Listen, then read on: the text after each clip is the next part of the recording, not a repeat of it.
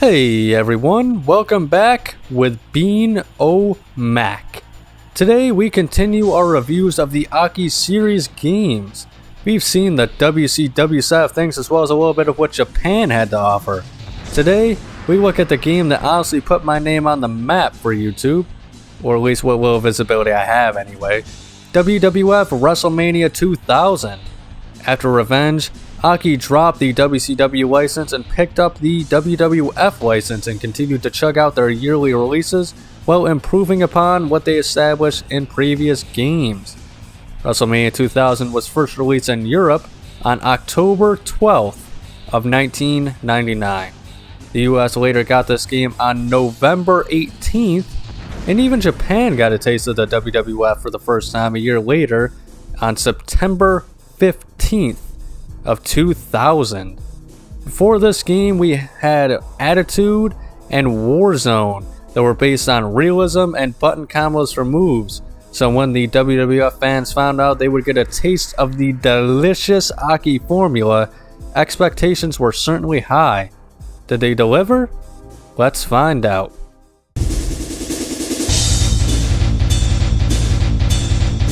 First up, as usual, is the roster, which is based off of the late 1998 and early 1999 period of the WWF's Attitude Era. So stars such as Stone Cold Steve Austin, The Rock, Triple H, Mick Foley with some of his other gimmicks, the Brothers of Destruction, and even Chris Jericho, who was poured over from Revenge. He debuted that year in August, so him being included is impressive, as I think it's the shortest turnaround window for a new inclusion. The British Bulldog would have been included as well, but since he debuted a month later, it seems they didn't have enough time, but his face and attire from Revenge are included to be recreated if you so desire. Some wrestlers who were cut are Sable, Nicole Bass, Owen Hart, Goldust, Tiger Ali Singh, Gilbert, and a few others, but their taunts still remain. The roster shows how truly star-studded the WWF homegrown talent was at the time, and represents the time period perfectly during the Attitude Era's most cartoony period. Even lower mid-card wrestlers such as Too Much, Viscera, Al Snow, Hardcore Holly, D'Lo Brown, Mark Henry, The Brood, the Hardy Boys, and more would all become legends, and some of them even future world champions, which is crazy to imagine. Overall, one of the best rosters in a WWF game, period.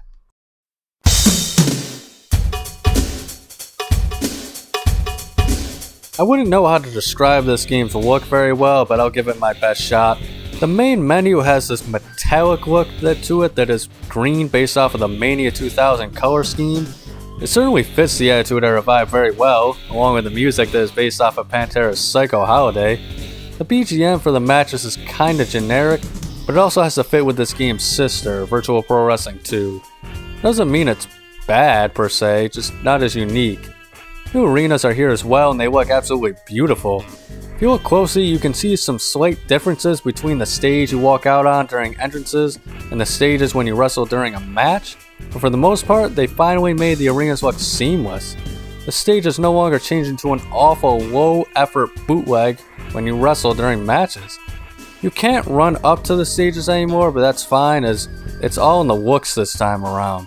Even small details such as the gates opening and closing on the SummerSlam stages, or the flames on the Survivor Series stage is awesome. Titantron's play on the Raw and Heat stages during entrances, and finally, we have official themes and Titantrons in this game. Full entrances with pyro and lighting too. Wrestlers wait outside the ring, like in real life TV. More entrance music is also added that goes unused if not applied. But if you do give these themes and trons to the wrestlers they correspond to, such as the corporate ministry theme to Shane and Undertaker, or Ken Shamrock and Test having the Union's theme, those teams will now enter together. It's clear that Aki's number one priority in this game was its presentation, and it shows, as this was all new ground at the time, and it would still take years after this point for some of these small details to show up in other wrestling games down the road.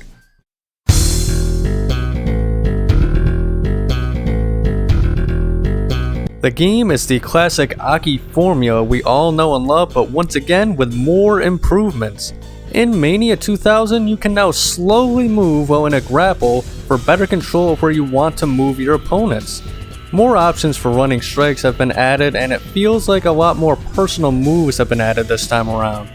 For example, like punches made specifically for The Rock, Undertaker, Road Dogg, and Stone Cold. Everyone's signature moves are here, and it makes everyone feel so unique and worth playing in their own right. The last addition is now you have new move positions on grounded opponents. Certain moves will either leave the opposition sitting up or on their hands and knees, which will allow you to unleash even more moves in these positions. Hockey continues to grow and makes the last game's controls just a little bit better than the last.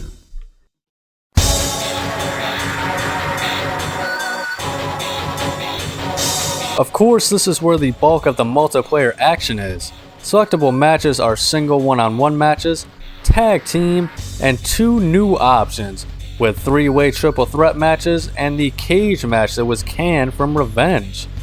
After selecting a match type and choosing an arena based off of the big venues from late 98 and early 1999, then you have the option to fight for a belt.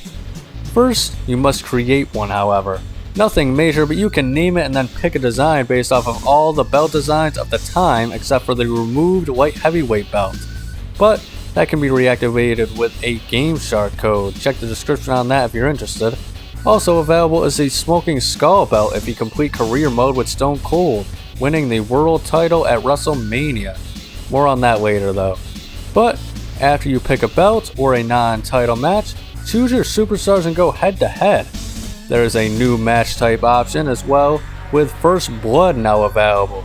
They removed the handicap match from the last game for some reason, but you still have some sizable choice here with tornado tag options and a theoretical last man standing match if you just turn on TKO. Overall pretty nice and enough to keep you entertained for a while, as the gameplay itself is so satisfying that the match options aren't always what matters here.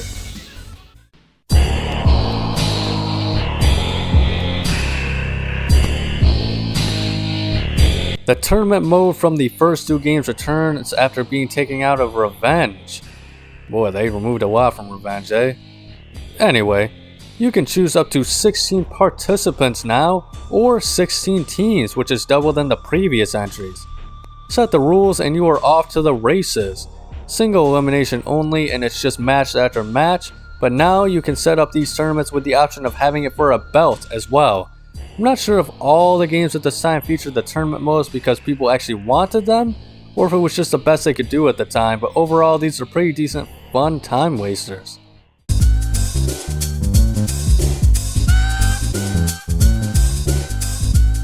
WrestleMania 2000 is the first hockey game to feature a create a wrestler mode. You cannot create divas as they are all just templates that you can change a few colors on. You do have the choice of up to 16 creatable superstars that are always there by default, you just need to edit them. You can name them, give them themes and trons, edit for attires in pretty good detail, pick a variety of moves from this game and ones from the previous games as well. Choose their fighting styles, friends and foes. It's a pretty in-depth experience, but they hit it out of the park on their first attempt. It's worth noting that this wasn't even a planned feature to begin with, however. Hockey devs petitioned for the game to be delayed so that Create a Wrestler mode could make it in.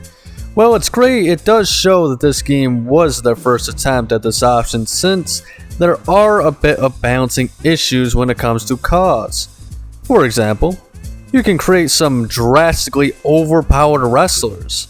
As King Gamer Siam on Reddit informed me, you can assign strong grapples such as power bombs, choke slams, brainbusters, and more as weak grapple moves.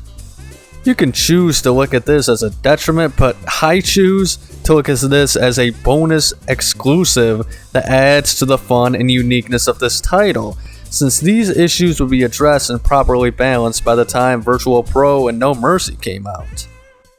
Still, in the series as well as the ability to edit pre-existing wrestlers, themes, and names. Although you cannot edit movesets, which I never really understood honestly, it would have been nice to give The Rock the Sharpshooter or the Hardy Boys the Swanton Bomb, but for some odd reason, we weren't given the chance unless we copy them to a creatable wrestler. You'll spend a lot of time in here making your own wrestlers or ones from the past, and the options are great even to this day, so bravo, Aki. Bravo.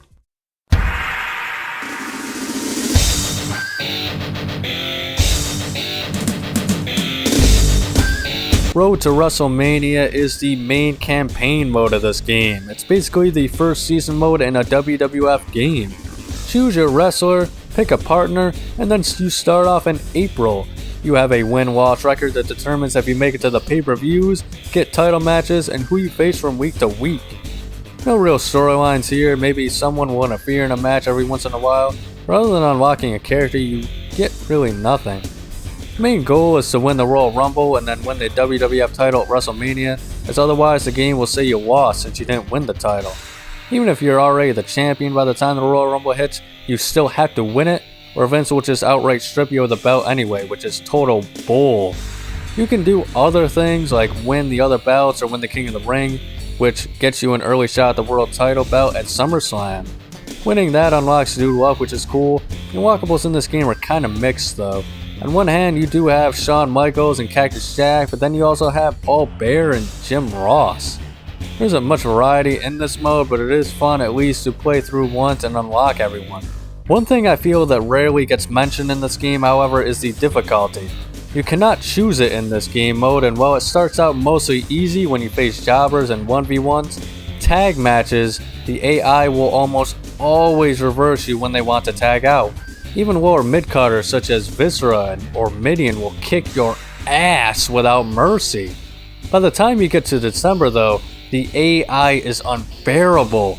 I fought Christian as Stone Cold Steve Austin, and no matter what I did, I couldn't do anything.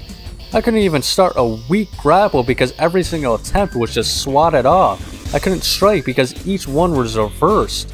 A lot of pros will tell you that once you get the reversal system down, you'll find this game and the series as a whole easy. But let's be honest, that's most games, and the average player, especially for these games, is not going to figure out the reversal timing. Not any of the guides mention how to get better.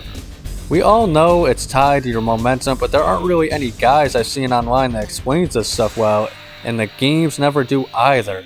Each move seems to have its own timing to nail down as well, which makes it even more difficult. Even most videos online I see of the big tubers rarely seem to have reversals down, so for the game to strip you of the option of how you want your journey to be is just bogus. You can cheese in all the Aki games, but that's no fun if we're being honest. Just given the option to choose, I think this mode would be better overall. But y'all let me know if I'm just a wannabe Aki fan with too much time to complain down below.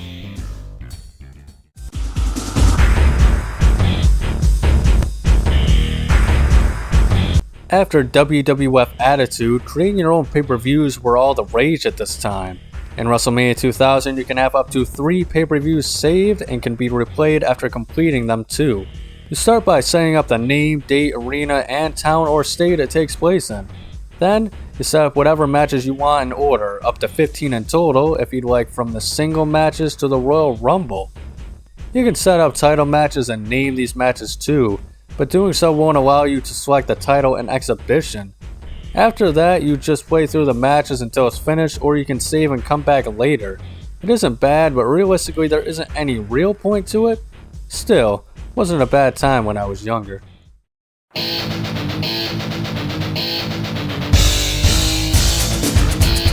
This is just the Battle Royal mode from previous entries, but appropriately named for the WWF. You can have ring out rules or a hardcore pin anywhere free for all. Also newly added is the Team Battle mode. This time you can distribute a set amount of superstars to each of the 4 teams. For example, out of 40, maybe player 1 could have 5 and then player 2 has 15. Once all other team participants are eliminated, the match ends. So, theoretically, player 1 could win with 4 superstars on his team that never had the chance to enter. It can be made into a fun gauntlet mode, and once again, the option for a title match is here as well.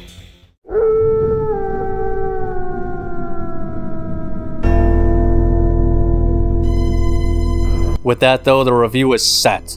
WrestleMania 2000 isn't just the WWF version of Revenge, it clearly is an upgrade in so many ways. Presentation has improved considerably, arenas are more detailed, Create a Wrestler is finally here, and instead of an arcade mode, we got a season mode.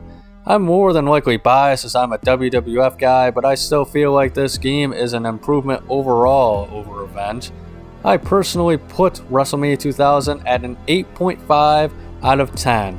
If you disagree, let me know in the comments. Like and subscribe if you agree though and want to see more weekly Aki content every Sunday. Ring the bell to be notified of the daily content and remember to have a nice day.